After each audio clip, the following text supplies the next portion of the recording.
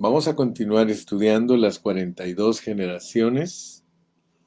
Estas 42 generaciones las estudiamos porque es la manera en que Dios nos revela de cómo nosotros podemos dar a luz a Cristo, cómo Cristo viene a ser el Hijo del Hombre, cómo Cristo viene a ser el que es dado a luz por los mortales, pero mortales que ahora tenemos vida eterna. Así que vamos a continuar estudiando. El último mensaje lo usamos para hablar acerca de qué es un Judá, ¿verdad? Porque tenemos Abraham, Isaac, Jacob y ahora vamos por Judá, el cuarto personaje. Y qué precioso que Dios usa todas estas personas, o sea que usa su trasfondo para enseñarnos a nosotros qué personas puede usar Dios para que su hijo nazca. Y encontramos que Dios usó toda clase de personas, usó civiles, usó gente de la realeza y aún gente despreciable, gente deportada, porque nos aparecen 14 generaciones en la deportación, cuando el pueblo de Dios fue deportado a Babilonia.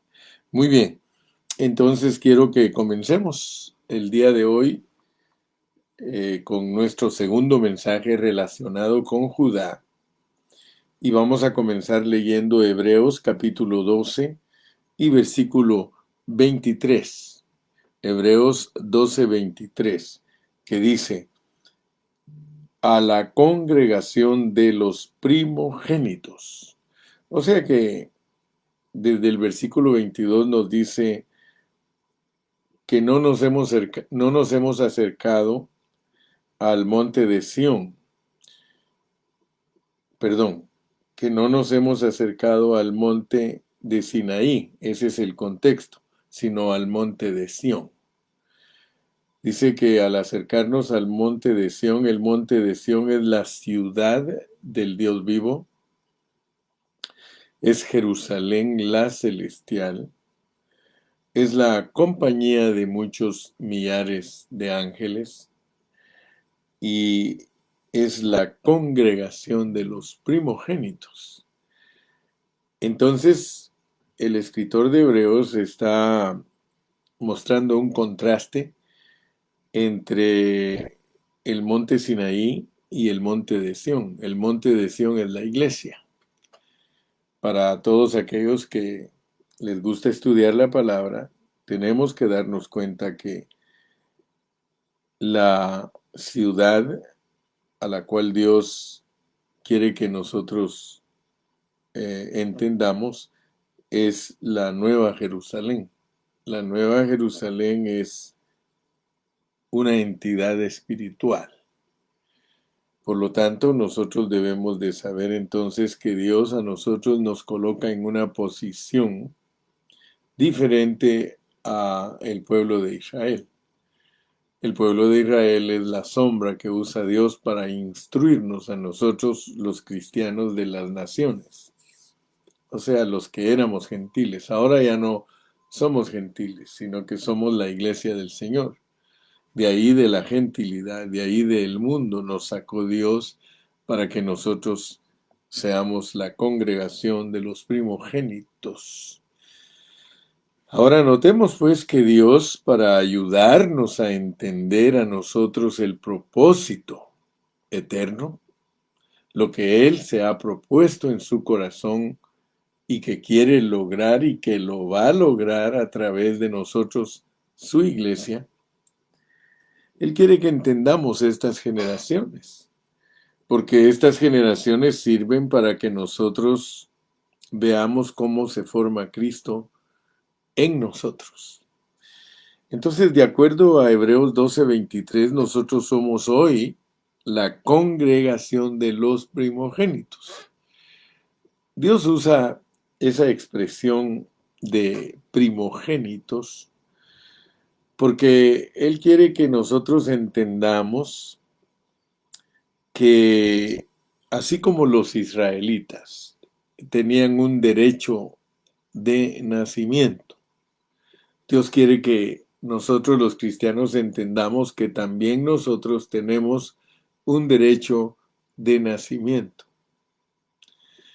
O sea que todo primogénito del pueblo de Israel podía participar de tres cosas. O sea, el primer hijo varón de cada familia israelita tenía el privilegio de participar de tres cosas. Ellos podían participar, escuche bien, todo primogénito, todo aquel varón que abría la matriz, él podía participar de doble porción de tierra, de el sacerdocio y de el reinado. O sea que ese privilegio se lo daba Dios a todo primogénito israelita.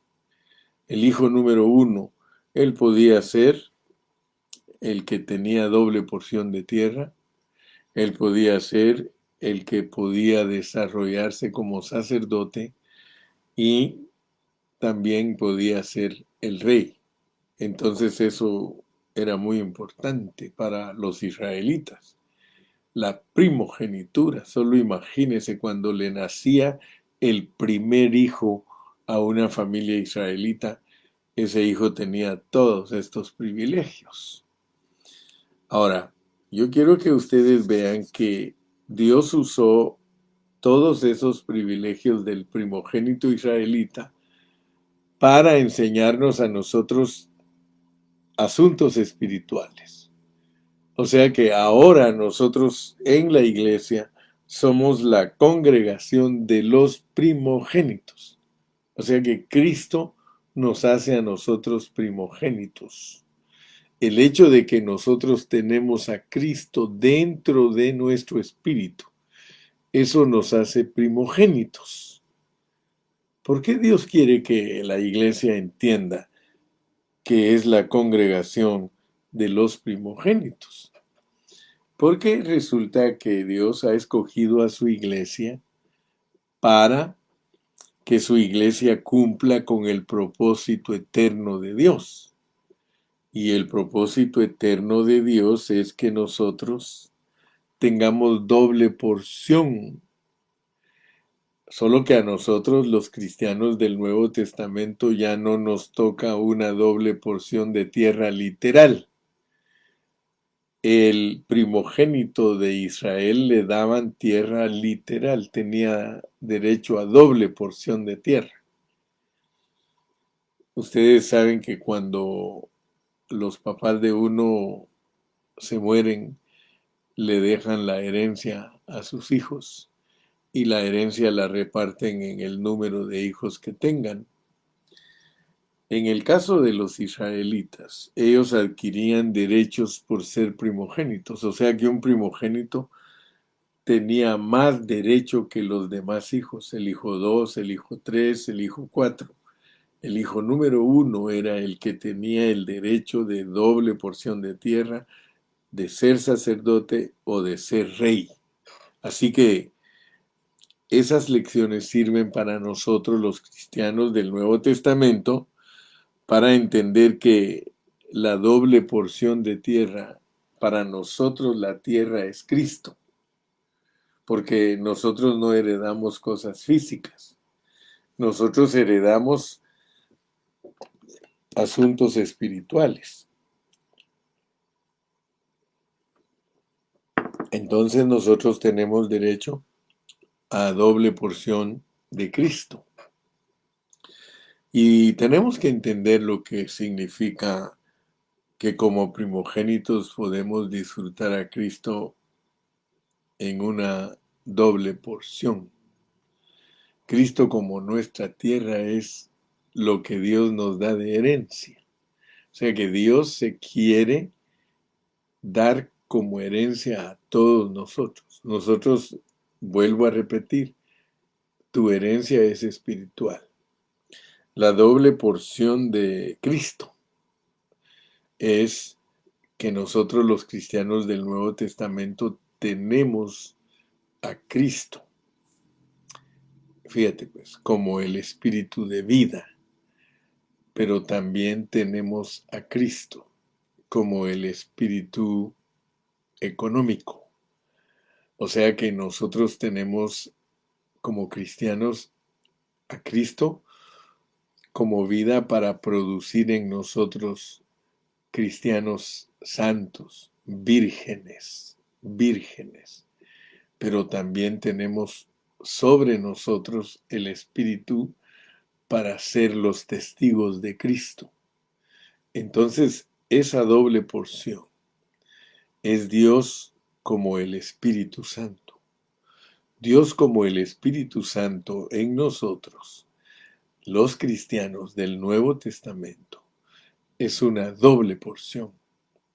Por eso es que en Juan 20:22, Cristo en la tarde de la resurrección se sopló en los discípulos y les dijo, recibid el Espíritu Santo. Pero después de eso los mandó al aposento alto y les dijo que no se fueran de ahí hasta que fueran investidos del poder del Espíritu Santo. Y todos nosotros los cristianos tenemos que saber cómo funciona esa doble porción, porque esa es la doble porción de Cristo en resurrección para nosotros. Nosotros hemos adquirido algo que es espiritual y que nos ayuda a vivir la vida de Cristo y a ser los testigos de Cristo.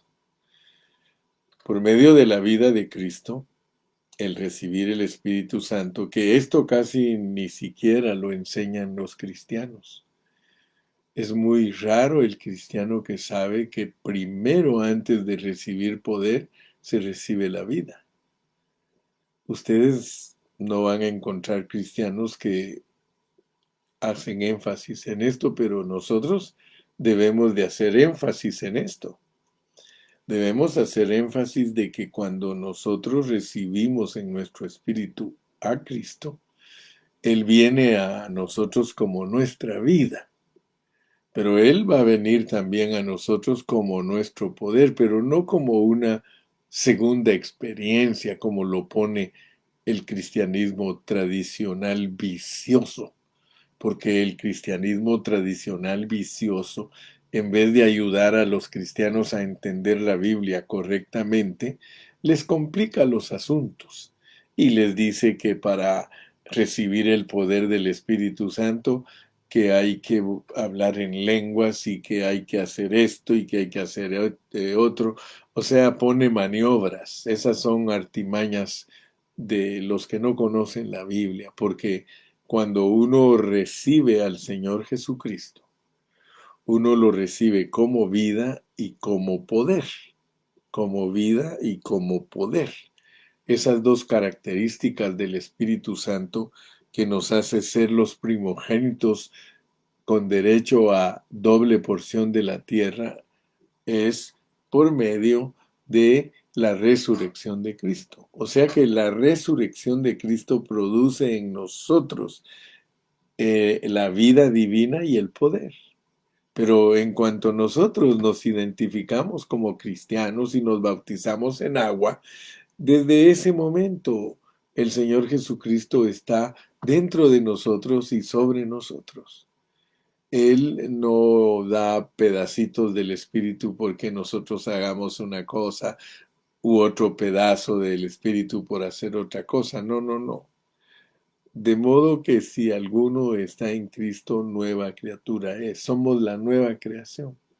Nosotros nos manifestamos como la nueva creación cuando creemos en Cristo. Y cuando creemos en Cristo recibimos la vida y el poder.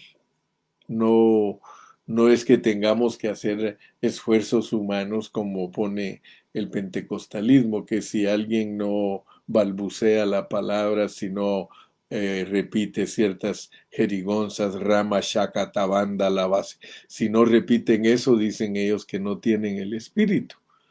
Pero la realidad de la palabra es otra. No te dejes manipular por artimañas de los hombres. La palabra de Dios es que cuando un niño nace, porque así lo pone la Biblia. La Biblia pone a Cristo en su nacimiento en el pesebre y lo pone a Cristo en su nacimiento en la resurrección. Fíjese que Cristo no solamente tiene un nacimiento registrado en la Biblia, tiene dos nacimientos. El nacimiento del pesebre lo identifica como el unigénito Hijo de Dios, pero el nacimiento por resurrección lo pone como primogénito Hijo de Dios. Entonces, mis amados, tenemos que entender con claridad la palabra para no ser manipulados, para no ser mal enseñados, sino que seamos enseñados en una forma sencilla, pero correcta y entendible. Nosotros somos primogénitos. Tenemos derecho a la doble porción de Cristo, pero también podemos ser sacerdotes. Y no solo podemos, sino que ya nos hizo Dios.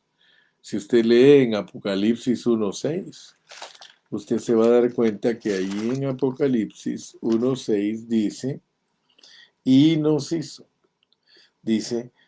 nos hizo reyes y sacerdotes para Dios su Padre. A Él sea gloria e imperio por los siglos de los siglos. Y fíjese que el verbo está en pasado. Y nos hizo. No dice que nos hará reyes y sacerdotes. Nos hizo en tiempo pasado. Nosotros somos por constitución sacerdotes y reyes al ser primogénitos. Cristo nos hace primogénitos. Gloria a Cristo. Muy bien, entonces nosotros estamos en Cristo y podemos disfrutarlo como nuestra porción doble. También somos reyes y sacerdotes, ya lo leímos. Sin embargo, dijimos en el último mensaje que muchos cristianos han perdido su derecho de nacimiento. O sea que no hacen caso a su primogenitura, pues. Mucho cristiano ni siquiera pone atención a su primogenitura. Ellos son salvos y ya no se pueden perder, hermano, pero han perdido su porción extra en Cristo. Si hemos de ser los que disfrutamos la doble porción de nuestra herencia, nosotros debemos de guardarnos en nuestro derecho de nacimiento. Todos los cristianos hemos renacido como reyes y sacerdotes, pero, vuelvo a repetir, hoy día muchos cristianos han perdido su sacerdocio. ¿Por qué se lo digo? Porque han perdido su porción de orar. Para muchos es muy duro orar, es muy dura la oración. Pero si nosotros queremos guardar nuestra posición sacerdotal, debemos de ser como los levitas. Olvidar nuestro padre, nuestros hermanos y nuestros hijos y tomar el control de los intereses de Dios. Esa es la forma de identificar a un levita. ¿Se recuerdan ustedes cuando Moisés subió al monte y regresó y todo el pueblo estaba adorando ídolo porque Aarón les hizo un becerro de oro para que lo adoraran y les dijo, estos son vuestros dioses? Aarón había perdido la dirección del sacerdocio, perdió la brújula, dijo un hermano, y por eso ellos se pusieron a adorar ídolos. Pero Moisés les dijo a todos, a ver quiénes son los que están por los intereses de Dios. ¿Quiénes están conmigo? ¿Quiénes están por Jehová? Y los hizo que se ciñeran la espada y mataron a sus hermanos, mataron a sus tíos, a sus primos, por haber desobedecido e irse en pos de los ídolos. Entonces Dios tomó en cuenta a Leví y le dio el sacerdocio a Leví. Quiero que ustedes vean pues cómo Dios repartió la primogenitura en tres grupos, porque el Señor repartió la primogenitura, o sea que a Rubén, que era el hijo primogénito, a él le tocaba heredar la doble porción, heredar el sacerdocio, ¿sí? Y heredar el reinado. Pero debido a su caída, debido a su falta de interés en servicio genuino hacia Dios, Dios se los quitó. Y por eso fue que repartió. Ya vieron que a José, por medio de sus dos nietos, les repartió la tierra, a Efraín y a Manasés. ¿Sí? Por el otro lado, el sacerdocio se lo dio a Leví. Y por el otro lado, el reinado se lo dio a Judá. Entonces, por favor, quiero que vean ustedes esas figuras, porque esas figuras, esos personajes, a quienes Dios les dio los privilegios y el derecho de nacimiento, el cual se lo quitó a Rubén, sirve para que nosotros entendamos que la herencia no es automática. Para que nosotros seamos herederos, tenemos que tener una posición. Y nuestra posición aquí la tenemos muy clarísima en Hebreos 12:23, la congregación de los primogénitos. Hay algo que nos debe de llamar la atención al estudiar la Escritura, y es cómo se descuidó la primogenitura. Israel descuidó la primogenitura para que nosotros entendamos que nosotros también la podemos descuidar. Y así como Israel la perdió, nosotros también la podemos perder. No estoy hablando de la salvación. No estoy hablando de que nosotros nos vamos a perder y que vamos a perder nuestra salvación si no disfrutamos a Cristo, si no somos sacerdotes y si no somos reyes. No, lo que vamos a perder es el derecho de la herencia, porque nosotros hemos sido llamados para recibir herencia. Dios mismo es nuestra herencia. Yo espero, hermano, que en esta mañana Dios te esté bendiciendo y entiendas que la vida cristiana no se puede vivir descuidadamente. Ese es el propósito por el cual Dios nos revela todas estas cosas. Entonces te decía que muchos cristianos han perdido su posición de sacerdotes porque no oran. Y 1000 veces lo he dicho, que me voy a morir sin ver realizado o ver sin ver realizada la primogenitura en muchos hermanos, porque muchos hermanos no tienen un concepto claro de lo que es la reunión de oración, la reunión corporativa de oración. Porque muchos dicen, no, yo oro en la casa, yo oro cuando como, yo oro cuando me acuesto. Bueno, eso se refiere a orar sin cesar, orar todo el tiempo. Pero la oración como una entidad corporativa es la iglesia. O sea que la iglesia tiene que orar corporativamente. Si nosotros no nos reunimos para orar corporativamente, y por eso yo bendigo a todas las congregaciones que tienen su reunión de oración, porque ese es el sacerdocio. Entonces, aparte de ser sacerdotes, también el Señor nos ha hecho reyes. Y hemos descubierto que como reyes nosotros tenemos la autoridad sobre todo principado, sobre toda potestad, sobre todo espíritu. Nosotros somos reyes ante Satanás, porque ante los hermanos somos siervos. Entonces hemos también renacido para ser reyes. Así que podemos ver pues que los vencedores, porque Dios tiene sus vencedores. Vamos a leer aquí en Apocalipsis 20 y leamos los versículos del 4 al 6. Recuérdese que estamos entendiendo lo que somos nosotros como primogénitos. Y para eso nos iniciamos hablando de Judá, porque a Judá le dieron el reinado. Dice en Apocalipsis 20, versículos del 4 al 6.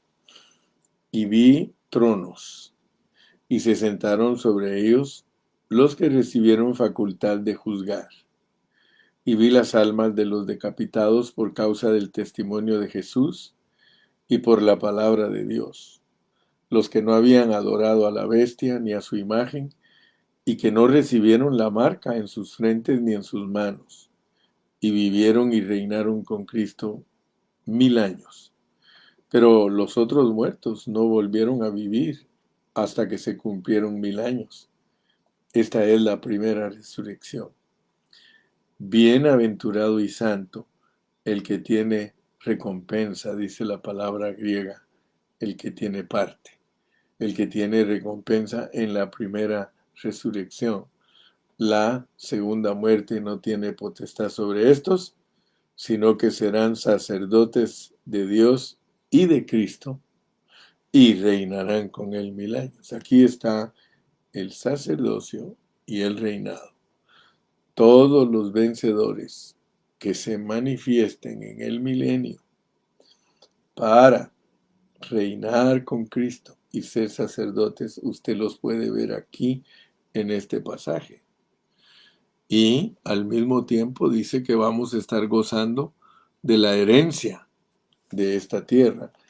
Vamos a leer Apocalipsis, capítulo número 2 y versículo 26. Apocalipsis 2:26, una de las promesas para una de las iglesias, dice: al que venciere y guardare mis obras hasta el fin, yo le daré autoridad sobre las naciones. Muchos hermanos no ponen atención a lo que Dios nos ofrece como primogénitos. Nosotros vamos a gobernar ciudades de aquí de la tierra. Algunos se preguntan, hermano, ¿y si nosotros vamos a estar glorificados, cómo vamos a gobernar ciudades? Muy sencillo. El Señor Jesucristo en resurrección, Él tiene cuerpo. Aún dice que le pueden ver las perforaciones de los clavos. O sea que cuando nosotros estemos glorificados, nosotros vamos a tener cuerpo. Aún Cristo comió en resurrección. Así que para gobernar las ciudades nosotros vamos a ser personas visibles. Nuestro cuerpo glorificado va a ser visible y se va a poder tocar y vamos a poder comer. Así que gracias a Dios que estamos entendiendo que no solamente tenemos derecho a la doble porción de tierra, que es que Cristo se forme totalmente en nosotros, tomar posesión de la tierra. Para eso estudiamos las 42 jornadas, se recuerda, para tomar posesión de la tierra. Ahora estamos estudiando las 42 generaciones para dar a luz a Cristo. Pero todo el paquete de la revelación divina es uno mismo, no hay confusión. Entonces, cuando leemos Hebreos 12, del 16 al 17, vamos a regresar a Hebreos 12 para leer los versículos del 16 al 17. Hebreos capítulo 12 y versículos 16 y 17. Dice así: no sea que haya algún fornicario o profano como Esaú, que por una sola comida vendió su primogenitura. Tú tienes que saber que nosotros podemos vender nuestra primogenitura. Esa es la expresión que usa Dios para aquel que desprecia la primogenitura. Dice que la vende, como Esaú que la vendió. Dice, versículo 17, porque ya sabéis que aún después, deseando heredar la bendición, fue desechado. Y no hubo oportunidad para el arrepentimiento, aunque la procuró con lágrimas. A mí me llama la atención y espero que a ti también te llame la atención que perder la primogenitura no se puede recuperar por arrepentirse. Fíjate que nosotros nos podemos arrepentir hoy de nuestros pecados. Si cometemos faltas, nos arrepentimos y Dios nos perdona. No así en la primogenitura. Fíjate, en la primogenitura no hay perdón. Escucha bien eso. Si tú pierdes la primogenitura, no la puedes recuperar. Yo me acuerdo del hermano Pedro. En Guatemala hay una historia del hermano Pedro de Betancur. Y cuando Guatemala solo tenía una calle, que era toda la calle que salía desde el hipódromo del norte hasta la orilla del barranco, digamos, para ver abajo a Matitlán. O sea que era una sola calle, aproximadamente de unos 25 kilómetros, que es desde allá, desde el hipódromo del norte hasta la orilla para ver allá abajo el lago de Amatitlán. Esa calle la recorría todos los días el, el hermano Pedro. Es una historia que usted la puede buscar en la Wikipedia, en la enciclopedia. El hermano Pedro de Betancur, él era un monje católico y él todos los días caminaba desde la capital hasta el borde de esa calle, que te recuerdo, los que son guatemaltecos saben que es la misma Sexta Avenida, pasa por toda la capital de Guatemala. Y él predicaba: acordaos, hermanos, que un alma tenemos, y si la perdemos, no la recobramos. Fíjate pues, este asunto tiene que ver con ganar el alma. El que pierde su alma no la puede recuperar. Tiene que ir al lloro y al crujir de dientes para poder redimirla. Esos estudios muchos cristianos ni siquiera los han recibido. Muchos cristianos no saben que uno puede perder su herencia, porque esto tiene que ver con el alma. Si nosotros nunca le permitimos a Dios que se forme en nosotros, nosotros podemos ser los Esaúes que venden su primogenitura por algo barato, porque recuérdate que en estas lecciones yo lo he mencionado. Para entender lo que es ganar el alma, hermano, perdón, tú tienes que entender todas estas cosas, hermano. Muchos me escuchan predicar y gracias, hermano Carrillo, por los mensajes, pero estoy seguro que van a perder su alma, porque por un oído les entra y por el otro les sale. O sea que muchos hermanos les gusta escuchar estos mensajes, pero no están poniendo la debida atención, la atención que se requiere a lo que es ganar el alma. El hermano Pedro predicó toda su vida caminando. Acordaos, hermanos, que un alma tenemos y si la perdemos no la recobramos. Acordaos, hermanos, que un alma tenemos y si la perdemos no la recobramos. Fíjate que de acuerdo a la pureza de la palabra de Dios, todo aquel que vende su primogenitura, que es perder su alma, no hay lugar al arrepentimiento. ¿Por qué? Porque Dios te tiene que disciplinar para que lo logres. Ni con lágrimas, ni con lágrimas lo vas a lograr recuperar. Por eso se llama lloro y crujir de dientes. El cristiano que no gana su alma es alguien candidato para ir al lloro y el crujir de dientes. Fíjate, entonces, aquí bien claro al leer Hebreos 12 del 16 al 17, nos previene a no perder nuestra primogenitura, nuestro derecho, como le pasó a Esaú, por una sola comida.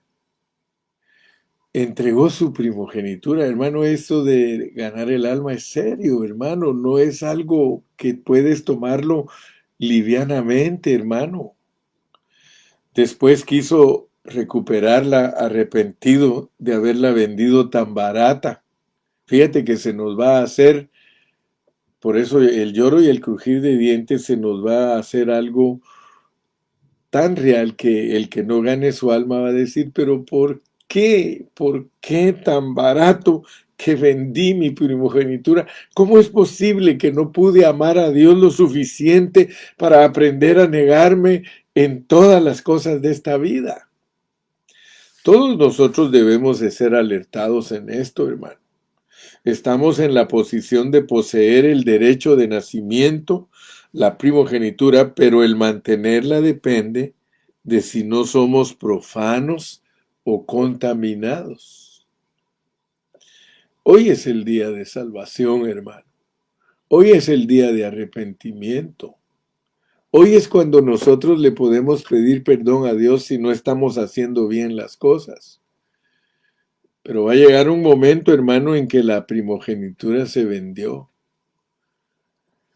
Hemos visto que Esaú perdió su primogenitura porque él era profano y que Rubén también la perdió porque se contaminó, pero José heredó la doble porción de tierra porque él era puro. Leví obtuvo el sacerdocio porque fue absoluto para Dios en su separación para el Señor.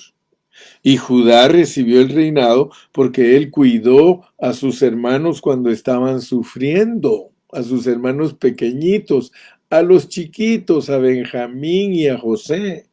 Debemos guardarnos puros para la porción extra del disfrute de Cristo. Hermano, ninguno de nosotros puede disfrutar la porción extra de Cristo si no, escuche bien, si no es puro. Debemos separarnos como absolutos para Dios con un corazón que lleve el deseo de Dios y de todas sus cosas. Tener cuidado de nuestros hermanos que sufren. Si nosotros somos así, seguro que estamos guardando nuestra primogenitura, hermano.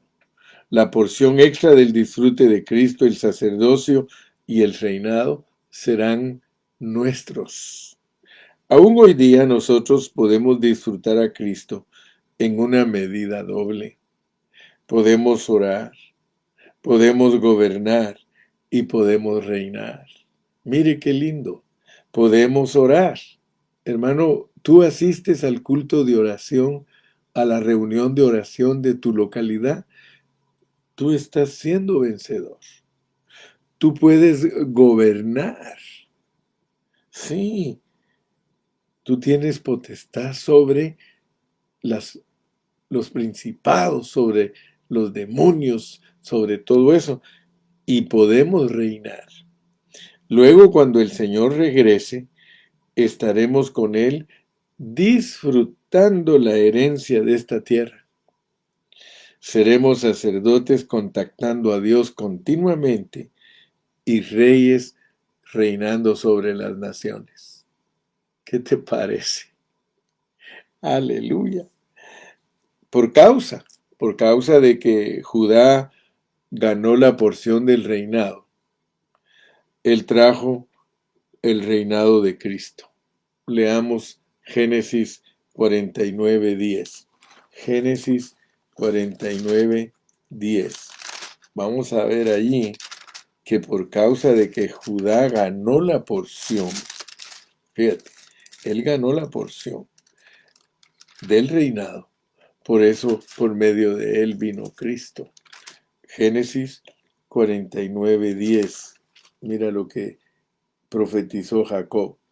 No será quitado el cetro de Judá, ni el legislador de entre sus pies, hasta que venga Silo. Aquí cuando se dice hasta que venga Silo, es el reinado de paz del milenio.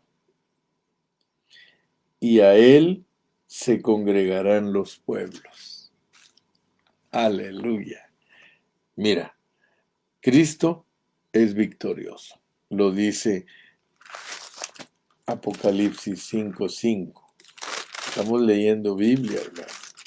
Apocalipsis 5:5 dice: y uno de los ancianos me dijo, no llores. He aquí que el león de la tribu de Judá, la raíz de David, ha vencido para abrir el libro y desatar sus 7 sellos. ¿Qué te parece? Que Cristo es victorioso. Es una evidencia clara de que nuestro Cristo ha sido levantado de Judá. Leamos Hebreos 7. Hebreos 7:14. Hebreos 7:14. Dice: porque manifiesto es que nuestro Señor vino de la tribu de Judá, de la cual nada habló Moisés tocante al sacerdocio. Fíjate, qué tremendo, porque Cristo es sacerdote según el orden de Melquisedec. Aleluya. Y es rey porque viene de la tribu de Judá. Bendito sea el nombre del Señor. Así que entonces, para cerrar el pensamiento de hoy, tenemos que decir que Abraham, Isaac, Jacob y Judá, todos ellos están asociados a Cristo.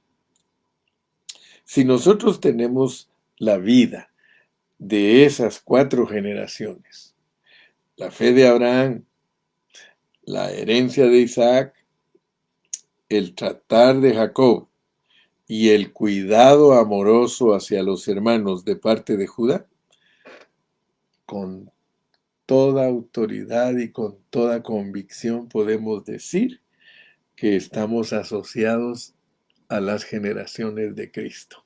Aleluya. Entonces, para terminar el pensamiento de hoy, aquí dice que engendró. Cuando leemos en Mateo capítulo 1, regresemos a nuestro epígrafe, que es el versículo que usamos siempre para comenzar a desarrollar las lecciones. Aquí en Mateo 1 y versículo 2 dice: Abraham engendró a Isaac, Isaac a Jacob, y Jacob a Judá y a sus hermanos. Cuando se menciona esta genealogía de Abraham e Isaac, no dice y su hermano. Solo cuando se menciona a Judá, dice y a sus hermanos. Ambos hermanos, el hermano de Isaac e Ismael, el hermano de Jacob, Esaú, fueron rechazados por Dios. Por eso, cuando se refiere a Judá, no los rechaza, sino que dice que los engendró. Abraham engendró a Isaac, Isaac a Jacob, Jacob a Judá y a sus hermanos. Sin embargo, si tú lees cuidadosamente, te vas a dar cuenta que cuando el hermano de Jacob, ¿sí?, el hermano de Isaac, que es Ismael, fue rechazado. El hermano de Jacob, que es Esaú, fue rechazado. Sin embargo, los hermanos de Judá no fueron rechazados. Pero los 11 hermanos de Judá fueron escogidos. Ninguno de ellos fue rechazado por Dios. Quiero que le pongas atención a eso. Judá y sus 11 hermanos fueron los padres de las 12 tribus que formaron la nación de Israel como gente escogida para que naciera Cristo. Entonces quiere decir que entre nosotros los cristianos, nosotros, si le ponemos atención a la primogenitura y no la vendemos baratamente como sucedió con Esaú, sino, o más bien dicho, si nos preocupamos de nuestra salvación del alma, Dios no nos rechaza. Por eso estamos en esta pelea, pelea la buena batalla de la fe, echa mano de la vida eterna. Hermano, si tú no quieres que te rechacen, si tú quieres permanecer asociado con Cristo, fíjate que no importa tu condición. El problema es vender la primogenitura. Y por eso termino con esto el día de hoy. Dale importancia a la salvación de tu alma. Por favor, dale importancia a la salvación de tu alma. Por favor, hermano, dale importancia a la salvación de tu alma. Que no te engañe el diablo. Todos los días hay una lucha. Todos los días hay una lucha. Todos los días tenemos que pelear la batalla de ganar el alma. Por causa de ti somos muertos todo el tiempo. Hermano, mientras Dios te vea a ti genuinamente luchando por ganar tu alma, hermano, Dios va a tener misericordia de ti. No vendas tu primogenitura por un precio barato. Vender la primogenitura por un precio barato es no darle importancia a la salvación del alma. Muchos cristianos no le están dando la importancia a la salvación del alma. Por favor, hermano, te ruego que le pongas atención a ganar tu alma. Ponle atención, hermano, porque allí está en juego perder la primogenitura. Que Dios te bendiga, Dios te guarde. Continuamos mañana. Bye bye.